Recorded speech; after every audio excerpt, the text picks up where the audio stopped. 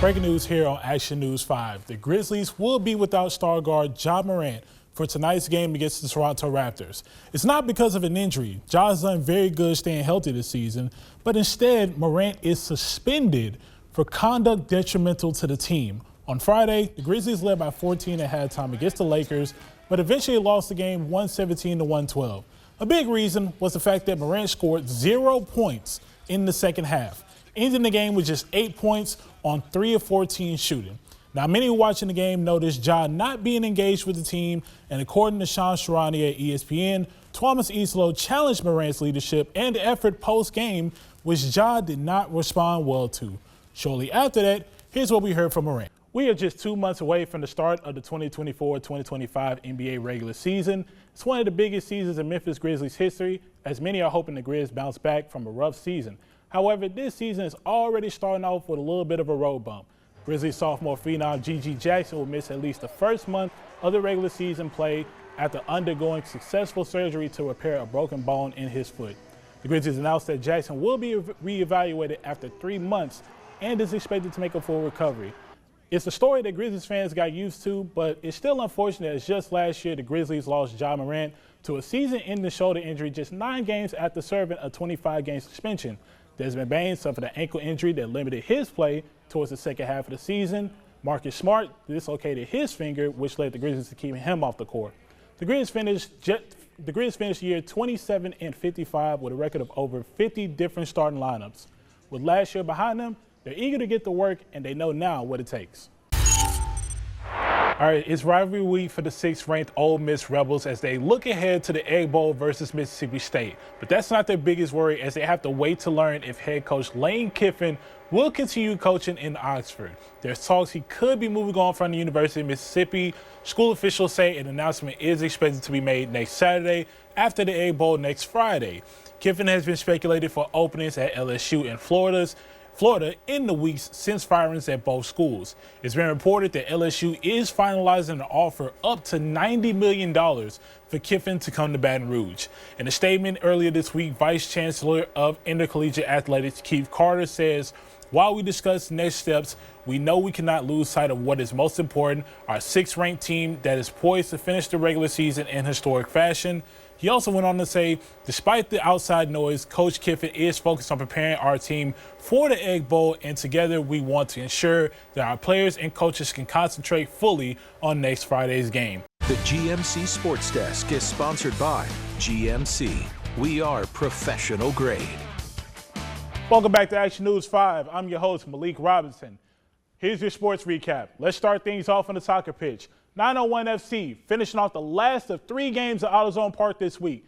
The Bluff City boys earned the draw in the first 2 games, but look to get 3 points in a win against New Mexico United, the top team in the Western Conference.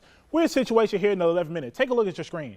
The New Mexico goalie passes it to one of his defenders, but the defender doesn't know it's still a live ball.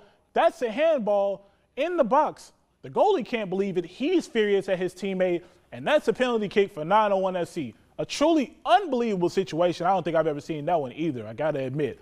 But Bruno Leper gives the keeper a hezzy and hits it bottom left for the goal. Number 5 on the season for the Brazilian. 1-0 Memphis lead in the early going. A great start for the 901 FC boys. Breaking news. A trade before the season is even officially over. The Desmond Bane experiment in Memphis.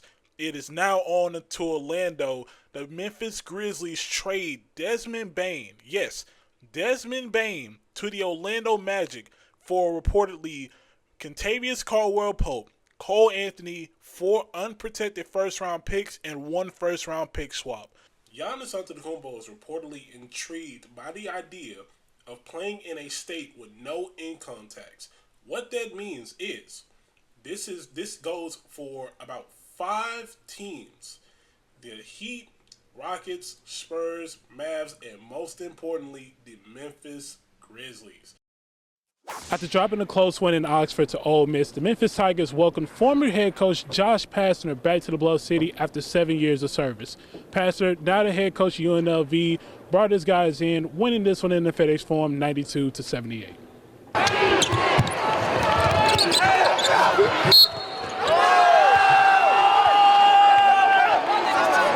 London Rebels were underdogs playing without multiple starters, but they made it look very easy in the get-go.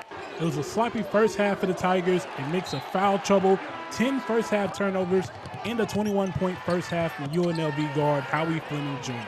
The second half looked like much of the same story, but the Tigers cut a 21-point deficit to single digits with 6 minutes remaining, but UNLV, calm and composed, closed it out for the win. Josh Pastner speaking after the game, reminiscing on his 7 years in the Bluff City. You know, we went to the practice facility and saw all the times we went to the NCAA tournament and the championships of those years up there. It was cool and emotional, and then to get that little tribute right before the game and the nice ovation for the crowd was awesome. As everyone here knows, I love my 7 years here at Memphis as a head coach, and love my time and love the people. And my 3 daughters were born here in Memphis, and so it was a special place for me, and I'm forever, have great appreciation and gratitude for the people here and for the city. As for the Tigers, another year with a new roster, still working out the kinks as far as the chemistry goes. Head coach Penny Hardaway has dealt with this in previous years, and he says he knows it brings his challenges each time. We haven't been in this position this early in the season before. It's a byproduct of having a new team, and I'm trying, along with the staff, to just go to war every day and find 5 guys, find 7 guys, find 8 guys that can just run through a wall. Not even just shoot well, play well, just fight. And we're still trying to figure that out right now. The bright spot in this game was sophomore guard and hometown kid Julius Stedford, who led the team with 16 points, impressing Coach Hardaway, and he says Stedford could earn more minutes in the future. The Tigers' non-conference schedule only gets tougher as they face number 2 ranked Purdue in the Bahamas on Thursday. Reporting in the FaZe Forum, Melek Robinson, Action News 5. The Memphis Tigers men's soccer team had their best season since 2004, which they made the NCAA tournament for the first time in 18 years. They were unfortunately knocked out in the first round of the tournament by St. Louis, but the season was still a success as they shattered expectations. I had a chance to speak with Tigers senior midfielder Bryce Meredith on what the keys were to a successful season last year. And I think this past year in the fall, we really got the mix perfect. We got it right. The coaches did a lot of good recruiting, got a lot of good players who were willing to put the team first. So I think it was a really good team-first environment. Everyone on the team loved each other, Everyone had each other's backs. So I think it made for a really good year. A major reason for the success of the Tigers was their goalkeeper, Colin Welsh. Welsh played his sophomore season last year and took a major lead by winning Goalkeeper of the Week 4 times and making the AAC All-Conference second team. I mean, Colin, that guy amazes me every day. He's got the best hands I've ever seen out of a goalkeeper. So it's no surprise why he's getting AAC Player of the Week every other week, And he's a big reason why we were so successful in the fall, keeping shutouts. He's a big part of that. So, yeah, Colin's been huge for us this year. With Welsh and team-leading goal scorer Lineker Rodriguez dos Santos returning, as well as many key players returning, Meredith says that the Tigers had their expectations high towards winning the conference this year. They will seek to win only their 3rd conference championship in program history and their 1st since 2004.